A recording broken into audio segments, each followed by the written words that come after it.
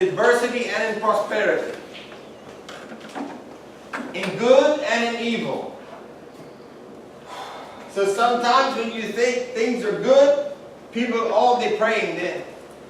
They're praying, they're going to the masjid, things get bad. Oh my God, I can't go to the masjid today. I just can't pray today. Anybody got time for that? Things are hard now. So Allah reminds us in adversity and prosperity, that's part of our test to return to Him. Yes, sister. I was just wondering if at the end if you could just go over a little bit about intercession from Prophet Muhammad sallallahu alaihi wasallam. Well, I tell you what, I have done classes on Shifa. The Prophet will stand before us and he will be given permission to do intercession for certain people, inshallah, based on the Quran. There will even, it says in the Quran that there will be some people in the community that Allah will give permission to make intercession. Is it okay to pray for that? You can pray for it. Yeah, there's nothing wrong with praying for anything that Allah offers. To be a part of that? You mean to pray to be an intercessor? Not to be behind the Prophet. Well, you're going to be behind the Prophet. But whether Allah allows him to make specific intercession for you or not is in the shah of Allah. You understand? Before I move? Yes. Yes, but I want to make sure it's finished there. Yes? I think a Hafiz of Quran is allowed to make intercession, right, for at least 10 people. For 10 people, yes. So if you're a Hafiz of Quran, then you automatically make intercession for someone. Inshallah. If Allah wills, yes. And the martyrs as well. Somebody with that for the sake of Allah. Someone who's a martyr will be allowed. But I mean, here's the thing, folks. If we look for all these exceptions, how do we know? I mean, we know what Allah has promised us, but how do we know they're going to choose us? Yeah. You know, it's only in the shah of Allah. So my contention is that I need to focus on protecting my own soul, not counting on the 40 Hafiz here that might know me to cry out for me, because I don't know whether I might not have been that important to them.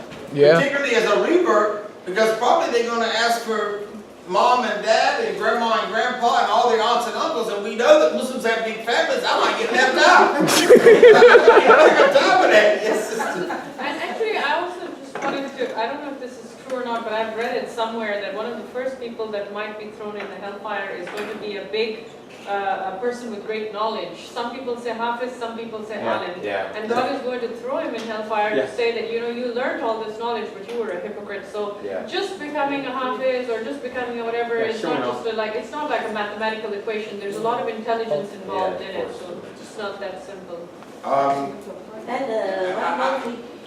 Hold on one second. There's a brother back there had his hand up first. Go ahead, brother. It also speaks about like a big donor, like someone who did charity, but they did it so like other people could say like show off.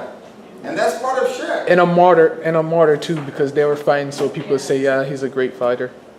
So, go ahead before I go on. People are so evil in those times. They were burying girls. A time came, they buried girls and they keep the sons alive. That's right. It's happening now too. But it's happening now. I mean, it's in China. About 10 months ago, they realized they were losing their population. So they changed the policy. Prior to that, you could have one child and you could get a second one with a petition to the government. But in those countries, because male children are prided just like they are here, if they found out they were having a girl, they would abort it. And it happens right here in America. All you got to do is do your research. If you look at abortion clinics, the majority of children that are aborted are female children.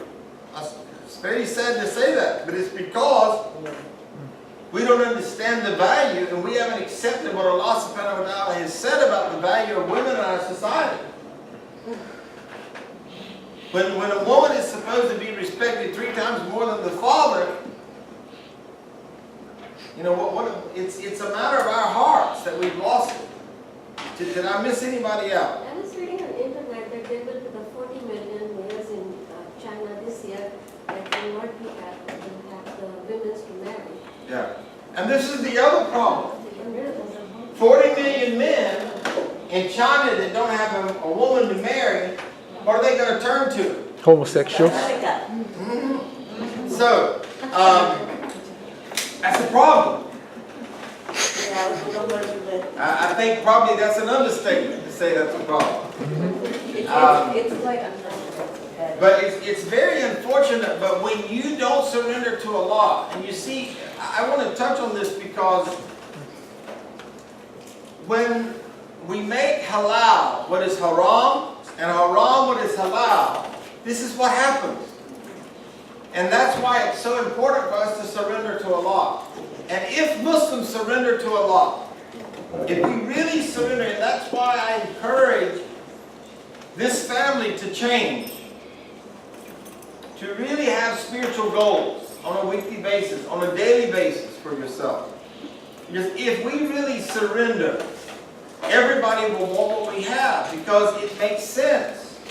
I mean, let me tell you something. If I sit down with 40 million men in China and say, if you had obeyed Allah, if your country had obeyed Allah, you wouldn't have this problem. And I mean, look at the situation where we have religions that have celibacy. Look what ends up happening. It's not human. It's not meant for us not to procreate and to do what it takes to procreate. It's part of worship. It's ibadah. And when we don't, we suffer as a society, as a community, and as a nation.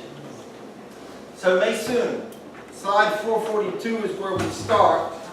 And we'll begin to talk next week about the splitting of the Red Sea, inshallah, 442. So, I love you all for the sake of Allah. May Allah bless you this week. Hold on 1 second. I just wanted to say one thing that, sometimes we feel, some of us might feel that there's a lot of mention of the children of Israel and what reminding them. But these are actually reminders for us as well as Muslims because Allah has done a lot for us. And when you read a verse of the Quran, I feel that it's very important not to think, oh, they did this and they did this, but actually think about, are you doing the same thing as they did or not?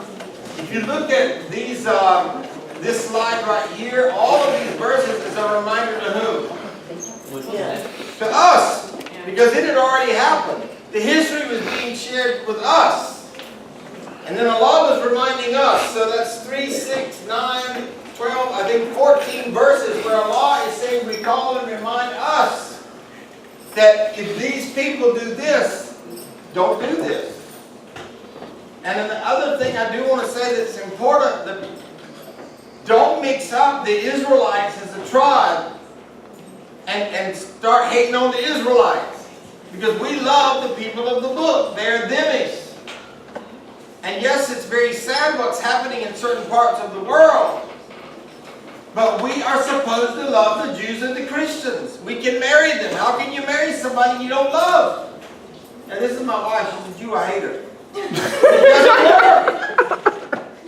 So, and there's a lot of misinformation out there. You will hear Muslims that are ignorant having horrible conversations and saying horrible things about Jews and Christians because of their ignorance. We are people of love. We are people that are supposed to look at what we have in common with these people, not where we differ. And we have to work on that. And when you hear these conversations, you need to confront that, folks. Because how are we going to be successful as da'i and da'iyya in a country if we promote hate toward any people? The Quran says if an idolater comes to you, invite them to the way of Islam, and if they don't accept it, take them to a place of safety. So it is very, very heavy on my heart when I hear Muslims propagating hatred toward any group, because that's not what we were commanded to do. We hate what Allah hates, but we don't hate a people. How could you invite an idolater if you hate them? So there's no place for that in Islam. It's not a part of us. So we need to be really, really careful. We can't hook up and say, but look what's happening in Palestine, or look what's happening here, look what's happening there. What we have to say is, look what's happening in the Quran. What does the Quran tell us to surrender to? And we have to be obedient to that. I love you all for the sake of Allah. Anything that I've said that's wrong is from my arrogance and my ego. Anything that I've said that is right, all praise is due to Allah. It comes from Allah. I ask you to pray for me, to forgive me, and I love you all for the sake of Allah. Assalamu alaikum wa rahmatullahi wa barakatuh. And Jazakallah, we all love you. How do you stop this? Just press the play button. I don't know how to stop it. Okay. What does it say? What's the button? Just have the play button.